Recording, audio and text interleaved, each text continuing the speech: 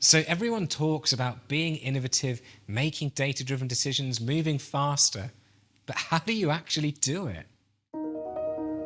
My name's Sam Jones, and I was previously a global brand manager for Red Bull, the energy drink, where I was in charge of 1/3 of their worldwide advertising, and we were activating across all forms of media. My role was to elevate the Red Bull brand and cement it as aspirational in the mind of consumers, and consequently to increase our sales. And the secret that I learned was that everything, literally everything, revolves around data. The open secret within the advertising industry is that it's built on exploiting our data. Everyone knows data is valuable, but no one really knows what to do with it. I want to share with you, how can we be more innovative? How can we move faster? How can we use data in the most effective way? And how can we have more confidence in our decisions? The Economist said that the world's most valuable resource is no longer oil. People say that data's like oil, which suggests that you just need to know where to drill, but that's not true at all. Data is more like elements on the periodic table. One piece on its own is useless. It's inert. You take hydrogen and it's totally uninteresting. But if you take 2 hydrogen and you combine it with an oxygen, suddenly you've created something. Data is exactly the same.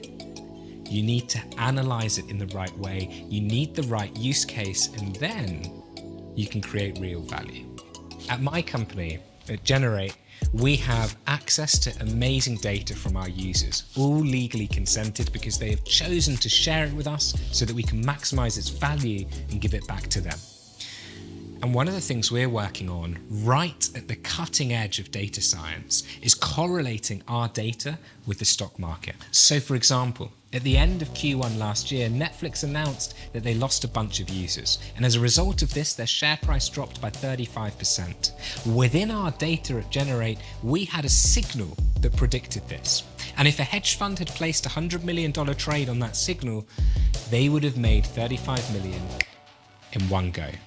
So what's incredible is when we start to look at our data in different ways, when we combine it in different manners, and when we create outputs that create vast outsized returns. And BlackRock, the world's largest asset management company, they've created an algorithm called Aladdin. Aladdin is a proprietary algorithm which ultimately aggregates as much data as possible. It crunches this data and it spits out a number.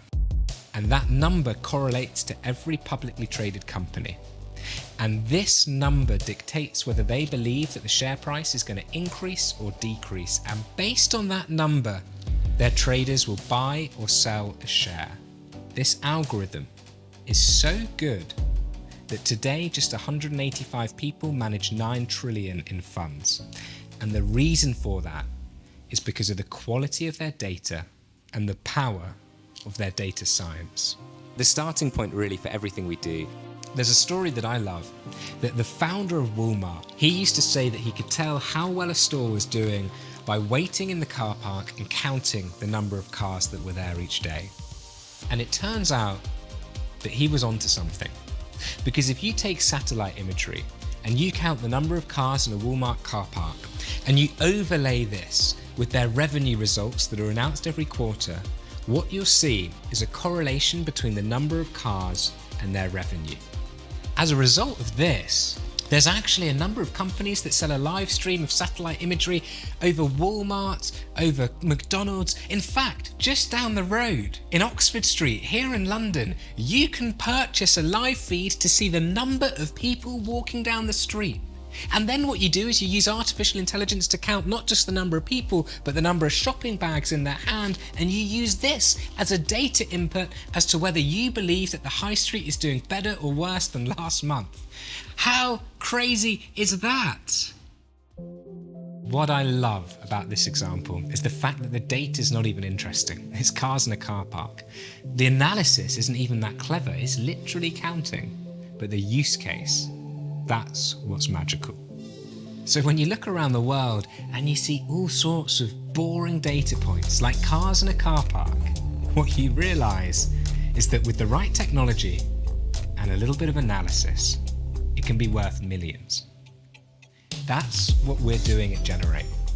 How we access data is incredibly different to the rest of the world. I don't believe in this bullshit model of stuffing cookies onto a page and claiming that when someone clicks accept on a banner and you're hidden in there, that counts as consent. And guess what?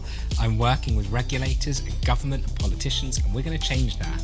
That flimsy model of consent won't last much longer. It's really, really clear. All of the middlemen that don't have a relationship with the individual, they're going to get wiped out. If you don't own a first-party relationship with your user, you're no longer going to be able to collect their data. So if this is something that you're doing, or if this is something you want to do, or if this is something you rely on, you need to think pretty damn fast about how you're building that relationship with someone and how you're creating a value exchange to incentivize them to share their data with you. Because if you do that, you're bulletproof. You've got legal consent, you're well ahead of the game. But if you don't, you're going to get caught out. What we've built as a business is we've flipped the model on its head. We tell people that they are valuable, that their data is valuable, and we incentivize them to share that data with us. To me, it's all about a value exchange. And as a business, we're at the forefront of accessing enormous quantities of legally consented data. We're up against the likes of Google. We're taking the data out of the pockets of the big boys and putting it in the consumer's hand. But you know what's crazy? And the winner is... When I started this business, everybody told me that it wasn't possible, that if it could work, it would have already been done. So the key is understanding what data to listen to and when to follow your gut. This is one of the best pitches that I've ever heard. Thank you. What I want to share with you is the data that's important and the data that's not. What you need to listen to and what you can kill. Because if you can do that, you can move faster, you can be more innovative, and you can create more value.